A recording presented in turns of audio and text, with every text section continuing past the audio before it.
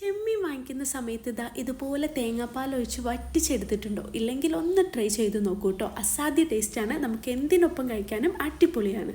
വെളിച്ചെണ്ണ ഒന്ന് ചൂടായി വരുന്ന സമയത്ത് കടുകും ഉലുവയും ചേർത്ത് ഒന്ന് പൊട്ടിച്ചെടുക്കുക. പിന്നെ ഇഞ്ചി, വെളുത്തുള്ളി, പച്ചമുളക്, ചുവന്നുള്ളി, ആവശ്യത്തിന് ഉപ്പ് എന്നിവ ചേർത്ത് നല്ല രീതിക്ക് തന്നെ ഒന്ന് വഴറ്റിയെടുക്കുക കേട്ടോ. ചുവന്നുള്ളി ചെറുതായി ഒരു ഗോൾഡൻ കളർ ആവുന്ന സമയത്ത് നമുക്ക് സൈഡിലോട്ട് മാറ്റി കൊടുത്ത് 2 തക്കാളി കട്ട് ചെയ്തതും കൂടി ചേർത്ത് നല്ല രീതിക്ക് ഒന്ന് വഴറ്റിയെടുക്കുക കേട്ടോ. അപ്പോൾ ഇതെല്ലാം ഒന്ന് കുക്കായി കഴിഞ്ഞാൽ ഇതിലോട്ടുള്ള മസാല പൗഡർ ചേർത്ത് കൊടുക്കാം. മഞ്ഞൾപ്പൊടി, മുളക് പൊടി, ബിരിയാണി മസാല, കുരുമുളക് പൊടി എന്നിവയാണ് ചേർത്ത് കൊടുക്കുന്നത്. പൊടികളുടെ റോസ് സ്മെല്ല് മാറി വരുന്ന സമയത്ത് ഇതെല്ലാം കൂടെ അങ്ങ് മിക്സ് ചെയ്ത് സൈഡിലോട്ട് മാറ്റി വെക്കുക. ഇനി ക്ലീൻ ചെയ്ത് വെച്ചിട്ടുള്ള ചെമ്മീനും കൂടെ ചേർത്ത് ഇതുപോലെ ചെയ്തെടുക്കുക കേട്ടോ.